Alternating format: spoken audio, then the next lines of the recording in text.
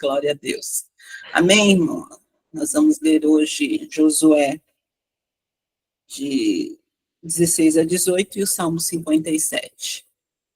Na Bíblia, na NVI. Josué 16. As terras distribuídas aos descendentes de José iam desde o Jordão, perto de Jericó, a leste das águas de Jericó, e daí subiam pelo deserto até a serra que vai de Jericó a Betel. De Betel, que é Luz, iam para o território dos Arquitas, em Atarote, e desciam para o oeste até o território dos Jafletitas, chegando à região de Bet-Horon Baixa, e prosseguiam até Geser, terminando no mar. Assim, os descendentes de Manassés e Efraim, filhos de José, receberam a sua herança. Este era o território de Efraim, clã por clã. A fronteira de herança ia de Atarote Adar, a leste, até Bet-Horon Alta, e prosseguia até o mar. De Miqumetá, ao norte, fazia uma curva para o leste até Taanat Siló, e passando por ela até Janoa, a leste. Depois descia de Janoa para Atarote e Naarate, e ainda encostava em Jericó e terminava no Jordão. De Tapua, a fronteira seguia rumo a oeste até o ribeiro de Caná, e terminava no mar. Esta foi a herança das tribos dos Efraimitas, clã por clã, que incluía todas as cidades com seus povoados, separadas para os Efraimitas, na herança dos Manassitas. Os cananeus de Geser não foram expulsos, e até hoje vivem no meio do povo de Efraim, mas são sujeitos a trabalhos forçados. Josué 17. Essas foram as terras distribuídas à tribo de Manassés, filho mais velho de José. Foram entregues a Maquir, filho mais velho de Manassés. Maquir, pai de Gileade, guerreiro valente, recebeu Gileade e Bassã.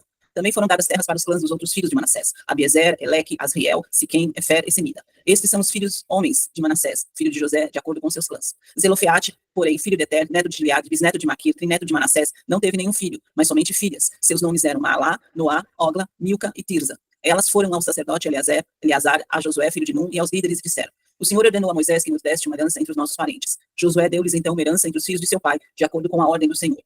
A tribo de Manassés recebeu 10 quilhões de terra, além de Gileade e Bassã, que ficam a leste do Jordão. Pois tanto as descendentes de Manassés como os filhos dele receberam herança. A terra de Gileade ficou para os outros descendentes de Manassés. O território de Manassés estendia-se desde Jacer até Miquimetá, a oeste de Siquém. A fronteira ia dali para o sul, chegando até o povo que vivia em El-Tapua. As terras de Tapua eram de Manassés, mas a cidade de Tapua, na fronteira de Manassés, pertencia aos Efraimitas. Depois a fronteira descia até o ribeiro de Caná. Ao sul do ribeiro haviam cidades pertencentes a Efraim, que ficavam em meio à cidade de Manassés, mas a fronteira de Manassés ficava ao norte do ribeiro, que terminava no mar.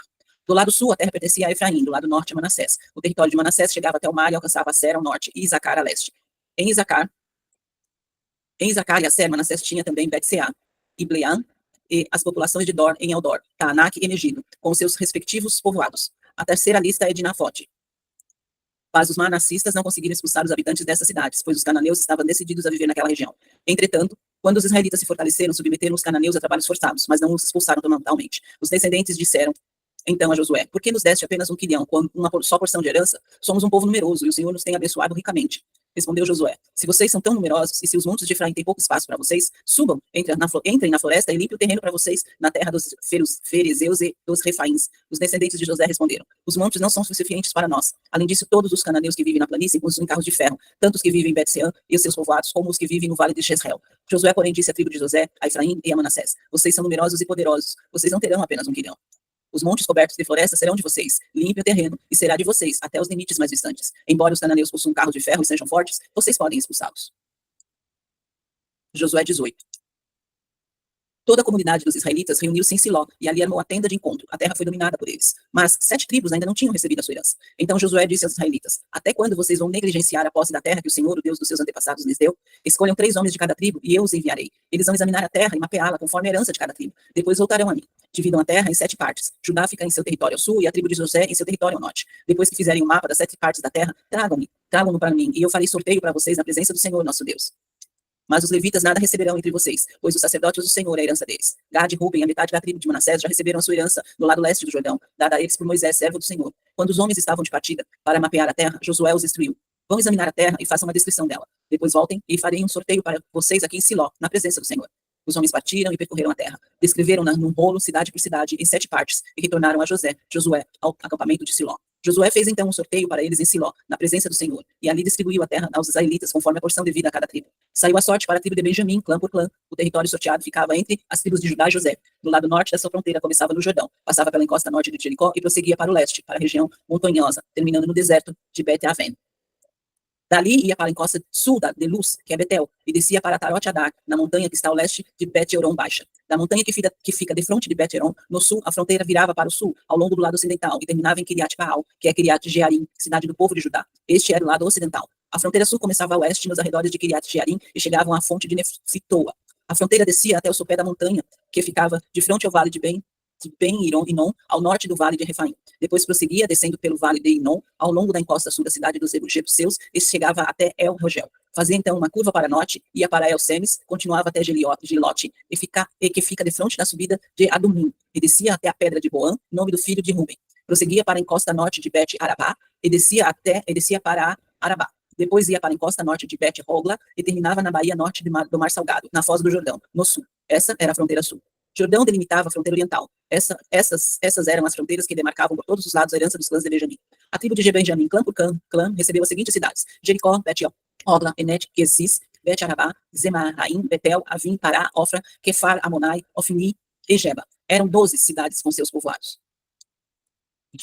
Gibeon, Ramá, Beerote, Mispá, Kefira, Moza, Requem, Irpeel, Tahala, Zelá, Elef, Jebus, que é Jerusalém, Gibeá e Kiriate. Eram 14 cidades com seus povoados. Essa foi a herança dos clãs de Benjamim. Salmo 57. Misericórdia, Deus, misericórdia, pois em ti a minha alma se refugia. Eu me refugiarei à sombra das suas asas até que passe o perigo. Clamo ao Deus Altíssimo, a Deus, que para comigo cumpre o seu propósito. Dos céus ele me envia a salvação. Põe em fuga os que me perseguem de perto. Pausa. Deus envia o seu clamor e a sua fidelidade. Estou em meio a leões, ávidos para devorar. Deus, seus dentes são lanças e flechas, suas línguas são espadas afiadas. Seja exaltado, ó Deus, acima dos céus. Sobre toda a terra esteja tua glória. Preparam armadilhas para os meus pés, fiquei muito abatido. Abriram uma cova no meu caminho, mas foram eles que nela caíam. Meu coração está firme, meu Deus, meu coração está firme. Cantarei ao som dos instrumentos. Acorde, minha alma, acordem harpa e lira. Vou despertar a alvorada. Eu te louvarei, ó Senhor, entre as nações. Cantarei teus louvores entre os povos. Pois o teu amor é tão grande que alcança os céus. A tua fidelidade vai até as nuvens. Seja exaltado, ó Deus, acima dos céus. Sobre toda a terra esteja a tua glória. Amém. Amém, glória a Deus. Obrigada, Má, querida. Gente, essa porção de hoje, eu vou falar aqui brevemente, e ela traz a divisão aqui das terras para cada tribo, né? E parece, às vezes, quando você lê um monte de cidades, você, às vezes não está vendo ali a geografia, às vezes acha que não tem grande importância, mas tem uma importância muito grande para nós aqui. Olha que interessante. A herança de Efraim, né? A palavra fala aqui que a terra de Efraim era uma terra fértil e ela era estrategicamente importante, porque ela ia do Jordão, né, até o mar Mediterrâneo. Então, tinha água ali, né? Questão dos portos, né, das embarcações. Só que um ponto interessante aqui é que os da tribo de Efraim, os efraimitas, eles não conseguiram expulsar completamente os cananeus daquela região de Gézer. E eles acabaram vivendo, né, entre eles como servos. Então, isso nos lembra que, às vezes, a gente não toma posse completa da bênção que o Senhor nos oferece. Primeiro ponto aqui no capítulo 16, né? Depois a gente vê no 17, que vem falando sobre a herança de Manassés, né? Então, a gente vê aqui, nesse momento, que as filhas de Zelofeade, né, elas se apresentam e elas reivindificam ali a sua herança, a sua parte na herança, né, como Deus tinha ordenado através de Moisés. Então, o posicionamento delas de reivindicar a herança delas. E aí a gente vê outro aspecto aqui no 17, os filhos de José, que eram Efraim e Manassés, eles reclamando que a porção deles era pequena demais. Aí o que Josué fala? Josué vai dizer para eles, vai encorajar eles, né, a limpar mais terras nas montanhas, expulsar os cananeus, mesmo que eles tivessem carros de ferro. Então Josué vai encorajar eles, vocês estão reclamando que a porção de vocês é pequena, então bora para cima, né? Vão conquistar mais, conquistem. E no 18 aqui vai ser estabelecido o local do tabernáculo, que é em Siló, né? Ou Shiló. Então ali foi estabelecido o local do tabernáculo. E nesse capítulo aqui, no 18, Josué ele vai repreender as 7 tribos que ainda não haviam tomado posse da sua herança. Olha essa porção de hoje, queridos, tá? Ele vai repreender aqueles que não tinham tomado posse da sua herança. E aqui ele vai organizar, ele faz um levantamento detalhado aqui, né, da terra restante. E aí o versículo aqui, do 18, nesse ato aqui, que ele está repreendendo o povo, ele fala assim, ó, então Josué disse aos filhos de Israel, até quando sereis negligentes em entrar para possuir a terra que o Senhor, Deus de vossos pais, vos deu? Então aqui, Josué, ele está chamando a atenção do povo de Israel a tomar posse daquilo que já lhes pertencia, já era deles, o direito divino, né? O próprio Deus já tinha ordenado para eles, né? Então, gente, isso é tremendo, né? A começar a contar aqui com o sacrifício de Yeshua HaMashiach, sacrifício de Jesus, né? Nós somos hoje co-herdeiros com ele no reino, né? Então, o Messias nos chama aqui a tomar posse das bênçãos que já estão liberadas sobre as nossas vidas, né? E a palavra negligente aqui, que ele usa, né? Ele fala, até quando vocês vão ser negligentes? Olha que interessante essa palavra, porque às vezes, queridos, não é uma oposição externa que nos impede de experimentar as bênçãos do Senhor. Às vezes é a nossa própria hesitação, a nossa falta de iniciativa, a nossa falta de coragem de ir para cima e tomar posse daquilo que já é nosso. Então, essa palavra aqui é uma palavra-chave, é uma palavra poderosa, né? Que abre uma perspectiva, abre uma visão, né? Então, aqui, quando ele fala, né, sobre tomar posse da terra que o Senhor já deu a vossos pais, né? É um lembrete aqui da nossa herança espiritual que vem aqui através da aliança. Ela vem através de uma aliança e das promessas feitas aos patriarcas.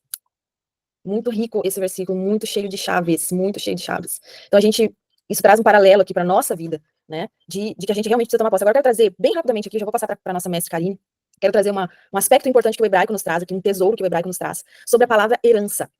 A palavra herança, em hebraico, a gente vai ter dois aspectos aqui, duas palavras para a palavra herança, cada um com significado diferente, tá? A palavra herança, em hebraico, ela pode ser nachalá, ou ela pode ser yerushá. São duas palavras diferentes. Então, a palavra nachalá, ela é aqui a mais usada nas escrituras para descrever herança. Só para você ter uma ideia, ela vai aparecer 220 vezes no Antigo Testamento. Eu não gosto de usar essa palavra no Antigo Testamento, só para vocês entenderem, né? Ela é usada no Tanakh, que é os primeiros 5 livros da Bíblia, os livros do profeta, os livros de Salmos, tá? Então, ela vai ser encontrada 220 vezes. E o significado dela, né, ela vem de um sentido de algo que, uma herança que ela flui de uma geração para outra, como se fosse um rio, né? A palavra raiz dessa palavra aqui, nachalá, ela vem da palavra nahal, que também quer dizer rio, riacho, né? Então, ela traz uma ideia de continuidade, de perpetuidade, né? Então, essa coisa assim que flui. Então, ela tá ligada aqui a essa questão de uma herança que ela não é meramente material, mas ela carrega um propósito espiritual, né? Ela traz aqui a sugestão de uma conexão eterna que não não é vendível, sabe? Ela passa de um para outro, não é inalienável, sabe? Então, ela também traz a questão da responsabilidade, né, pela herança concedida. Agora, a palavra Yerushá, ela é uma palavra que ela traz o sentido da herança de tomar posse ou despojar. Aqui, ela vai ter um aspecto aqui mais legal, mais formal. Ela traz o aspecto de você, assim, literalmente tomar posse daquilo ali, né? É uma transferência legal, é um ato de você se apossar daquilo ali. Então, olha que interessante, né? A gente vê aqui que no contexto de Josué, desses 3 capítulos que a gente leu hoje, a terra, né, é o quê? É uma nachalá, é uma herança divina com propósito. O Senhor já tinha liberado sobre eles. Mas o povo precisava tomar posse dela. O povo precisava fazer Yerushá, entende? O povo precisava tomar posse daquilo que Deus já tinha liberado para eles. Então era aquela parte de você fazer a herança se tornar tangivelmente sua, você tomar posse dela de maneira efetiva. Olha que tremendo, né? Muito tremendo, muito poderoso, queridos. Então, hoje, essa porção, ela vem para nos encorajar. Nós somos chamados para ativamente tomar posse da herança que o Senhor nos deu. E muitas vezes isso, você vai ter que ter uma ação. É sair do lugar de passividade, né? Mas você ter ação para que você reivindique e tome posse daquilo que o Senhor já tem liberado sobre a sua vida. Amém? Glória a Deus. Hoje nós estamos iniciando a contagem do Homer, né? O que é isso, a contagem do Homer? Logo depois da festa de Páscoa, né, de Pêssar, no dia seguinte, vai se iniciar uma contagem de 49 dias, que vai terminar onde? Na festa de Pentecostes. Então, por isso que é importante celebrar a Páscoa na data certa. Porque se você não celebra a Páscoa na data que a Bíblia está estabelecendo, essa contagem ela se perde completamente, né? Então, a Páscoa, ela já iniciou, ela foi no pôr do sol do sábado para domingo, e agora a gente vai iniciar essa contagem do Homer. O que é Homer, né? O Homer é uma medida. Então, o povo aqui de Israel, ele foi se preparando, né, todos esses dias, 49 dias, para poder receber a palavra. Eles receberam, foi quando Moisés recebeu a Torá no Monte Sinai. Então, eles tiveram uma preparação para receber a palavra, né, onde ela foi entregue ali no Monte Sinai. E o que aconteceu também nesse dia? Foi a descida do Espírito Santo, foi na festa de Pentecoste, lá agora no tempo de Atos. Amém? Então, a gente vai estar aqui durante esses 49 dias. A mestre Karine vai trazer uma pequena porção todos os dias, durante o término, acabou o maná, a gente vai iniciar. Por isso que o horário da gente fazer a leitura vai ser cravadinho 6 horas, tá bom? Chegue cedo durante esses dias para você absorver tudo aí da sua porção. E no domingo, a gente vai ter também, porque são 49 dias ininterruptos. Qual é o horário do domingo? 9 horas da manhã. Então, 9 horas da manhã, a mestre Karine, né, vai estar ali já liderando a contagem aqui do homem, trazendo uma porção, tá bom?